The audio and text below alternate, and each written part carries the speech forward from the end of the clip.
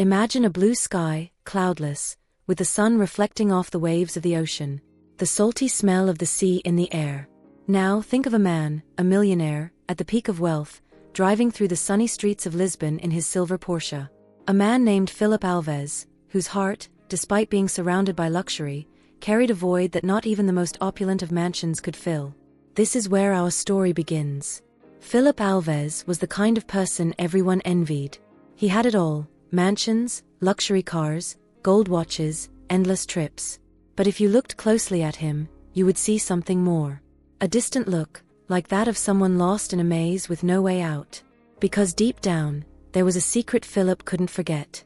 He was sterile, incapable of having children, and that weighed like a stone at the bottom of his soul. The dream of a legacy, of leaving behind something more meaningful than his material possessions, haunted him every day. One day, while driving through the vibrant streets of Lisbon, his Porsche gliding smoothly over the asphalt, Phillip reflected on the emptiness that consumed him. What's the point of having everything if I have no one to share it with, he thought, with a sadness that tightened his chest. It was then that, almost without realizing it, he did something he had never done before. He stopped his car next to a train station and, without thinking, decided to board the next train that crossed his path. Can you imagine that? A multimillionaire, abandoning all comfort, searching for something he didn't even know? The train was packed, so crowded that the air seemed to vibrate with the sound of mixed voices and the constant creaking of steel wheels on the tracks. Phillip Alvéz, used to wide and silent spaces, immediately felt out of place. He stood, squeezed between ordinary people carrying shopping bags, worn-out backpacks, and even some musical instruments. It was a chaotic environment, a complete contrast to the ordered and luxurious world he belonged to. The human warmth and the unsettling closeness of the people around him made Phillip unconsciously adjust the collar of his linen shirt. The train swayed lightly, and he held onto one of the metal poles, trying to ignore the feeling of discomfort. As his gaze wandered through the crowd, it was drawn to something outside, through the dusty windows. The Atlantic Ocean stretched out like an endless blue carpet, and the waves sparkled under the sun, softly crashing against the coastal rocks. Phillip momentarily lost himself in that view, hypnotized by the constant movement of the sea, as if the ocean whispered a secret he couldn't quite understand. Perhaps it was the melancholy that pulled him, the emptiness he felt in his chest, or maybe it was the nostalgia for something he never knew how to define. As his mind drifted, he unconsciously took a step back. And then, a cry of pain and indignation brought him back to reality. Hey! Is the ocean view so fascinating that you can't even apologize for stepping on my foot? Phillip blinked, startled. He quickly turned around, and his gaze met the face of a woman. She had brown hair, tousled by the salty Atlantic breeze, falling in rebellious strands around her flushed cheeks.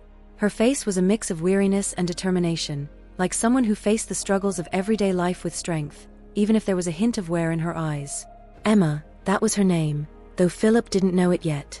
Days went by, but Phillip couldn't get Emma out of his mind.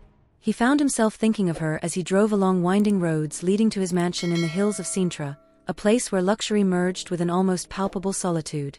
The trees bent to the wind, and the heavy silence seemed to stretch across the entire property, yet even the natural splendor of the place couldn't dispel the memory of Emma. The way she had challenged him with those sincere eyes continued to echo in his mind, like a gentle, persistent melody he couldn't forget. But fate, with its peculiar way of playing with human lives, had different plans for them. And then, on an apparently ordinary day, the unexpected happened. Emma was still adjusting to the rhythm of her new life. When she accepted the job as a housekeeper in that imposing mansion, she never imagined what awaited her. Climbing the hill, she looked at the mansion that stood like a castle, with white columns, perfectly manicured gardens, and windows so tall it seemed impossible to see beyond. Each step she took made her heart beat faster, and she clutched the strap of her bag as if that could contain the whirlwind of emotions starting to rise. Elizabeth, the head of the staff, a woman with a rigid posture and calculating gaze, was waiting for Emma in the main hall. With a cold and distant smile, she guided Emma through the house and explained her future responsibilities.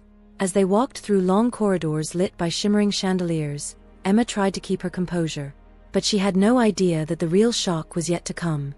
Elizabeth guided her into a large room with windows overlooking the garden, where Phillip stood, analyzing some papers with his brow furrowed in concentration. Emma stopped abruptly, as if she had come face to face with a ghost. Her heart seemed to drop into her stomach, and her eyes widened in pure astonishment. It was him. The man from the train. The distracted millionaire who had stepped on her foot and hadn't even apologized. Emma felt the blood rush to her face, a mix of surprise and indignation. She couldn't believe that this stranger was her new boss, and the irony of the situation almost made her laugh, if not for the tension now hanging in the air. Phillip, for his part, took a few moments to realize there was someone new in the room. When he finally looked up and saw Emma, the surprise on his face was unmistakable. His eyes widened briefly before he regained his usual composure. He wasn't prepared for this. The woman who had occupied his thoughts was now standing in his mansion, wearing an expression of shock and disbelief. Emma struggled to maintain professionalism, but her thoughts raced in 1,000 directions. What was fate trying to prove, after all? How could she work for this arrogant man who had treated her with such indifference on the train? In that tense and silent atmosphere, Emma quickly realized that the mansion was not just a place of beauty but also a stage for power games and manipulation. And the main actress in this spectacle was Elizabeth. With sharp eyes and a smile that never reached them, Elizabeth noticed Philip's reaction upon seeing Emma and sensed an immediate threat. There was something different about this young woman, and Elizabeth, accustomed to having control over everything, was not willing to allow any change that could jeopardize her dominance. Fate had placed Emma in that mansion, and she would have to discover why. The days in the mansion followed a strange rhythm after Emma's arrival. Phillip felt restless. Something within him had shifted since that encounter on the train, and Emma's presence in the house only intensified these feelings. He observed her from a distance, noticing her dedication to her work and the kind way she treated everyone around her. There was a light in Emma that seemed to illuminate the darkest corners of his soul. Elizabeth, on the other hand, couldn't stand what she was witnessing. The head of the staff had always harbored a secret, obsessive love for Phillip. She believed that, having been by his side for so many years, she would one day be noticed in a different way. But now, with Emma in the mansion, she felt her hold slipping. Phillip's smile when he saw Emma, the sparkle in his eyes, these things fueled a corrosive jealousy within Elizabeth. Determined to eliminate her rival, Elizabeth devised a malicious plan. She manipulated Emma into decorating Phillip's room with a childlike theme, filling the space with the sweet fragrance of baby powder and pastel-colored details. Unaware of Phillip's trauma, Emma believed she was doing something beautiful, something that would bring a gentle, comforting touch to his space. But the effect was devastating. When Phillip entered the room and smelled the sweet scent, saw the soft colors and baby decorations, it felt like a punch to the chest. His heart ached, the trauma of his infertility returned with full force, and he was consumed by a mixture of rage and pain. Without thinking twice, he confronted Emma harshly, accusing her of mocking his condition. Emma, confused and hurt, was left speechless, unable to defend herself. What was meant to be a thoughtful gesture had turned into the trigger for an emotional crisis. Unable to cope with Phillip's suffering and the injustice of the accusations, Emma was summarily dismissed, expelled from the mansion without even understanding what she had done wrong. The pain of being misunderstood and humiliated lingered as she left the place, tears streaming down her face. Phillip noticed Emma's absence almost immediately. The house felt colder, emptier. When he questioned Elizabeth about what had happened, her response only fueled his frustration. "That reckless woman went too far and had to leave," Elizabeth said with a barely concealed look of satisfaction. But something didn't feel right. Phillip, still haunted by the memory of the decorated room, began to piece things together. The way Elizabeth had watched him, her sudden coldness toward Emma, and how Emma had been carefully manipulated to touch his deepest wound. It all seemed suspicious. He resolved to seek the truth. By reviewing some recent conversations and events in the mansion, Phillip overheard fragments of a discussion among the other staff. They mentioned how Elizabeth had given Emma specific instructions to prepare the room, assuring her that it would please Phillip. Phillip's blood boiled. The injustice he had committed against Emma, the way Elizabeth had manipulated him, struck him like a blow. He knew he had to make things right. Phillip found Elizabeth in the grand hall of the mansion, where she was rearranging some antiques with an air of self-importance. His face was grim, and his voice carried an uncommon coldness. "We need to talk, Elizabeth." She looked up, surprised by the seriousness in his expression. "Of course, sir. Is there a problem?" Phillip stepped closer, each movement charged with anger and disappointment. "Yes, there is a huge problem," he began, his voice heavy with emotion. "I found out what you did. You manipulated Emma into decorating my room with a childlike theme, knowing exactly how much it would hurt me. Elizabeth turned pale. Her eyes widened, but she tried to defend herself.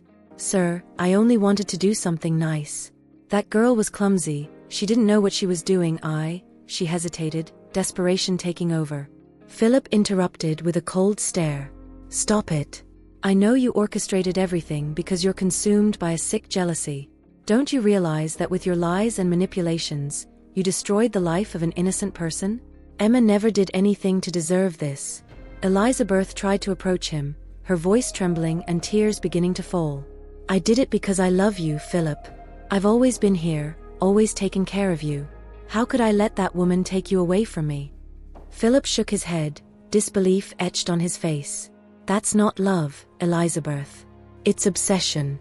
And I can't allow someone so cruel to remain in this house. You're fired, and I want you to leave immediately." Elizabeth broke into sobs, but Phillip was resolute. His expression was one of absolute determination. She knew she had lost, and her pleas would have no effect. With a pale and defeated face, she left the room, fully aware that her actions had condemned her. With Elizabeth gone from the mansion, Phillip knew he had to find Emma and make things right. He couldn't change the past, but he could fight for the future. He remembered that, in one of the few conversations they had, Emma had mentioned liking to visit a small park in the center of Lisbon. Without wasting any time, he drove there, feeling anxiety tighten his heart. The cool afternoon wind blew as he looked around, searching for any sign of her. And then he saw her. Emma was sitting on a bench, curled up in a thin coat, staring at a small lake with a sorrowful expression. Phillip approached slowly, feeling the weight of guilt with every step. "Emma," he called, his voice soft and full of regret. She turned slowly, her eyes reflecting the pain and hurt that still haunted her. "What do you want, Phillip?" Her voice was a whisper, almost broken. He knelt in front of her, not caring about the curious looks from a few people nearby. "I came to ask for forgiveness. I found out the truth about what happened. Elizabeth set everything up to hurt you and manipulate me. I was a fool for believing her lies and treating you so unfairly." Emma blinked, trying to process his words. There was sincerity in Phillip's face, and his hands trembled slightly, showing how much this meant to him. I only wanted to do something nice, something that might brighten your day," Emma murmured, her eyes filling with tears. "I never meant to hurt you." Phillip gently took her hands, his eyes moist with regret. "I know that now. And I hate myself for not seeing your kindness from the start. If you give me a chance, I promise to make it up to you. I don't expect you to trust me right away, but I'm willing to prove my remorse." Emma watched him, seeing the vulnerability of a man who had never shown himself to be so human. A heavy silence lingered between them until she sighed deeply. "I don't know, Phillip, but maybe we can start over, slowly." A hopeful smile spread across his face. "Thank you. Thank you for giving me this chance." From that day in the park, when Phillip asked Emma for forgiveness and she reluctantly accepted his offer of friendship, something began to blossom between them. It wasn't immediate or rushed, but it was genuine. Phillip made it clear from the start, he didn't want Emma to return as his employee. He wanted them to be friends, to truly get to know each other without the barriers of hierarchy or formality. "I want to know you for real, Emma. Not as someone who works for me, but as a friend," Phillip said with a hopeful smile. Emma looked into his eyes and saw the sincerity, the change. She agreed, though she still carried a bit of caution. But as the days turned into weeks, and weeks into months, this friendship grew into a deep and unbreakable bond. They started meeting often, whether for long walks through the streets of Lisbon or for coffee dates, sharing stories about their lives. One afternoon, while sitting at a cafe near the coast, the topic of their first meeting inevitably came up. Emma laughed, recalling how Phillip had stepped on her foot on the train. "I'll never forget how angry I was that day." Emma joked, her eyes sparkling with joy. "Little did I know that the man who made me so furious would become my friend." Phillip smiled, but there was a hint of seriousness on his face. "You know, I never told you what led me to get on that train that day, did I?" Emma shook her head, curious. "No, you didn't. I always thought it was just a strange coincidence." Phillip took a deep breath, looking out at the horizon. "That day, I felt more lost than ever. My whole life, I've been surrounded by wealth, but inside, there was an immense emptiness. The fact that I'm sterile left me feeling like I could never leave a legacy, never have something that truly mattered. So I decided to break away from my routine, do something out of the ordinary, like getting on a train and seeing where it would take me. He looked at Emma, his eyes full of emotion. And fate brought me to you. I think somehow, I needed to find you. You brought light to a darkness I didn't know how to face. Emma was silent for a moment, taking in the depth of Philip's words. Then, she held his hand, her fingers intertwining with his naturally. Maybe fate really does have plans we don't understand, she said softly. Over time, their friendship began to transform into something more. Philip felt more alive than ever by Emma's side, and she realized her heart raced every time he was near.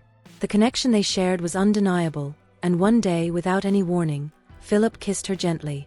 It was a shy kiss but full of promises. I think I'm in love with you, Emma, he confessed, his voice trembling. I didn't expect this, but I can't deny it. Emma smiled, her eyes filling with tears of happiness. And I'm in love with you, Philip. Since we became friends, you've shown me a side of you that's beautiful, vulnerable, and true. Their love blossomed with a natural beauty, and Philip's mansion, once cold and empty, began to feel like a real home. But there was still a ghost that Philip carried. The trauma of his sterility continued to haunt him, and Emma noticed. One night, while they were together in the mansion's garden, she brought up an idea she had been considering.